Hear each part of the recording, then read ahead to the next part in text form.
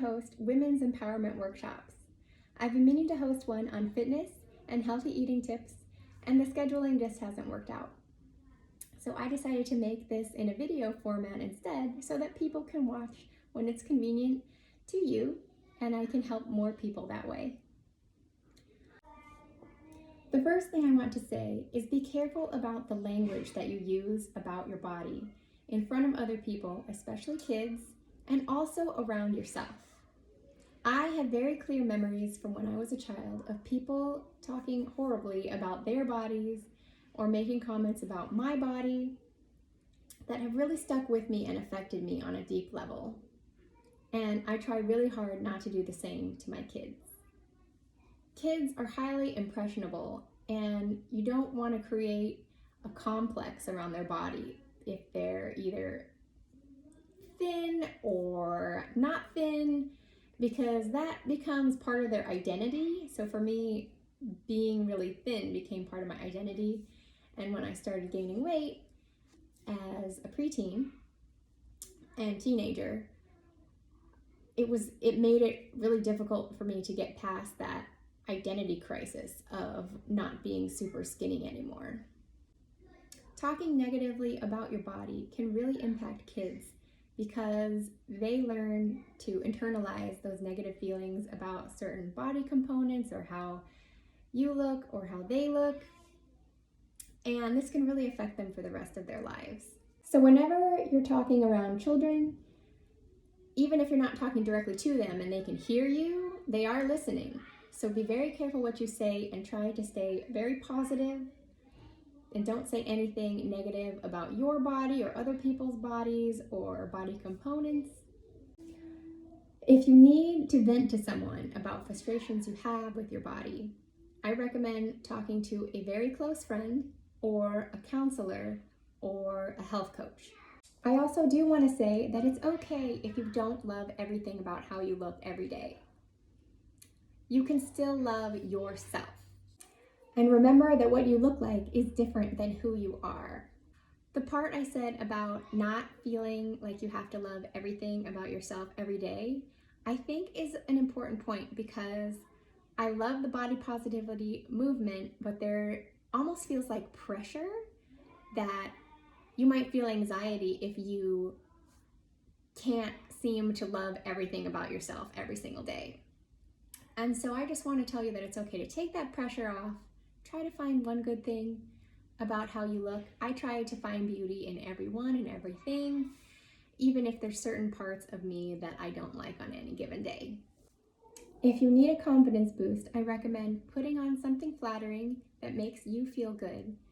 And remember that the people who love you not because of how you look, but because of who you are inside. The next tip I have is to rephrase your goals about losing weight. Because what you're probably really saying is that you want to lose fat. Losing weight and losing fat are two different things, because you can lose weight of just water weight, or you can lose weight from bones, or you can lose weight from muscle. And I doubt you want to do those things. What you really want to target is the fat. And so along these lines, you also need to stop talking about your goal weight and your goal size, because of things like hormones and the differences in weight and density between muscle versus fat. So you can actually lose fat and gain muscle, and actually gain weight even though your size decreases. Your weight also fluctuates naturally. If you still have periods, your hormonal cycles will change your fluid retention and things like that over the course of the month.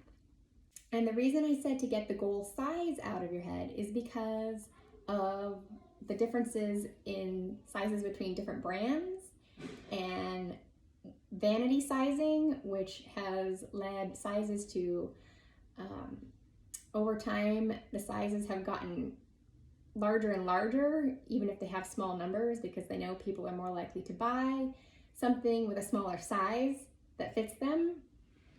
And so a size 8 today is a lot bigger than a size 8 10 or 20 years ago.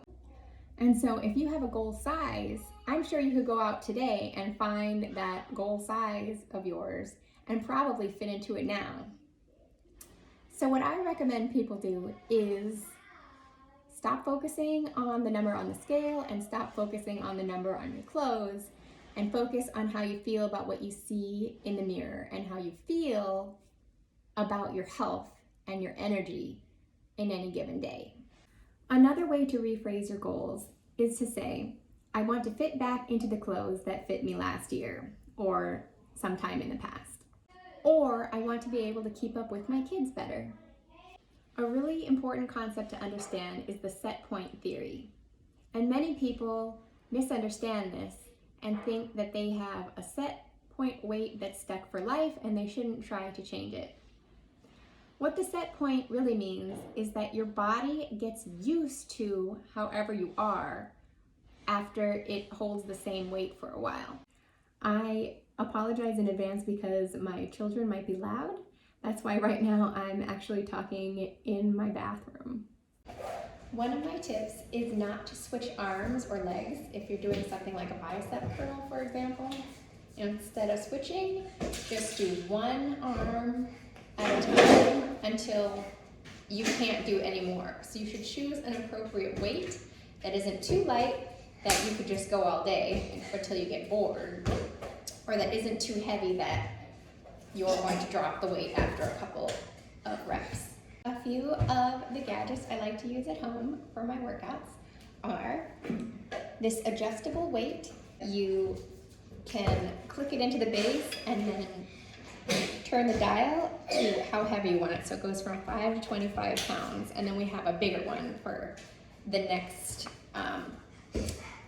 weight scale up. I also use ankle weights that Velcro onto my ankles. Sort of bands, I forgot the right name for them, but I'll link it. But they cinch onto your upper thighs, right under your butt. A Pilates ring that honestly Pilates turned out to not be my thing, but I use the ring for chest exercises, so I push in on the sides as a chest exercise. We have these TRX straps that bolt, and you can do it on a doorway or a wall. And these are really versatile for doing arm and chest and core exercises. These elastic bands that I use around my thighs or around my arms, like this, they come in a range of thicknesses, so they would look like this. So if you were doing like a leg raise, and these are great for traveling because they fold up so tiny. So usually I go on types of traveling that involve lots of walking and exercise, so I don't really worry about exercising on vacation.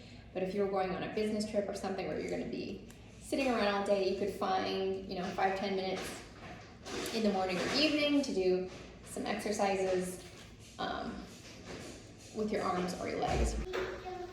Here is another gadget I use. These are resistance tube bands that you can do a variety of exercises with, and they also travel easily.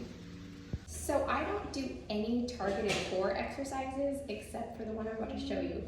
And that's only because it is for basically a cosmetic issue.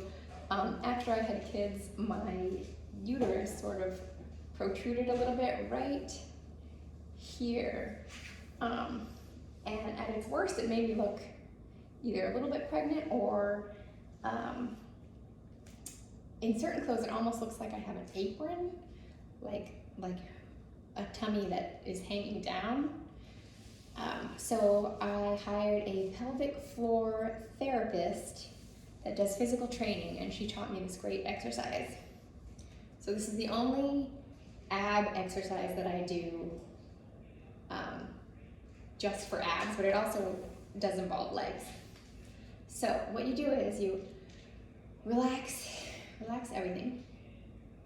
And then starting from the bottom of your pelvic floor, if you know what I mean, you close up and then squeeze slowly, going all the way up through your pelvic floor, and then all the way into your abs. Like continue going up, up, up. Think of your abs like a zipper, like zipping them, the two sides of your abdomen, zipping those together all the way up, up, up, up, up, up, up, all the way till here. And so right now it looks like I'm just standing here, but actually I'm working really hard because I'm contracting all of these muscles. And so I actually do this during all exercises. That's why I don't feel the need to do a lot of targeted abs, because I'm working my abs at the same time as the other parts of my body. Also, one thing to note about doing lots of ab work is you could actually build the muscles up to make them bigger, and if you don't lose the fat on top of them, your waist could actually get bigger. So I think of this area as somewhere that I want to strengthen and tone, but not that I want to bulk up with a lot of unnecessary targeted exercises. Also, I'm sorry that I cropped this video with my face out of it, but I was trying to zoom in so that you could better see the exercise. So this is the exercise that I mentioned that I learned from my physical therapist. I do recommend hiring an actual physical therapist because I am not one, though I am a certified health coach that I forgot to mention. For the exercise, like I mentioned, you contract all the way up from the bottom of your pelvic floor to the top of your rib cage.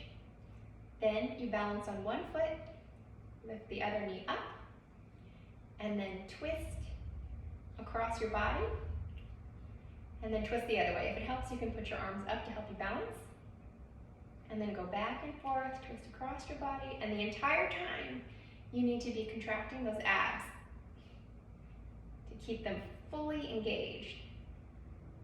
So go as far as your range of motion allows you to go without losing your balance.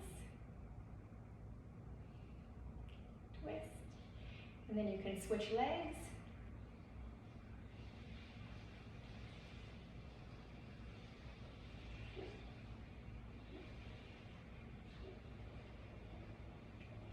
And that's it. I did see an ad on social media somewhere for someone who does pelvic floor exercises such as this type of thing, and she was advertising only 5 minutes a day. But guys, 5 minutes of this kind of exercise, well, you'll be feeling it. Thanks so much for watching this video, and please check out my website post that has a lot more information that I wasn't able to include in the video.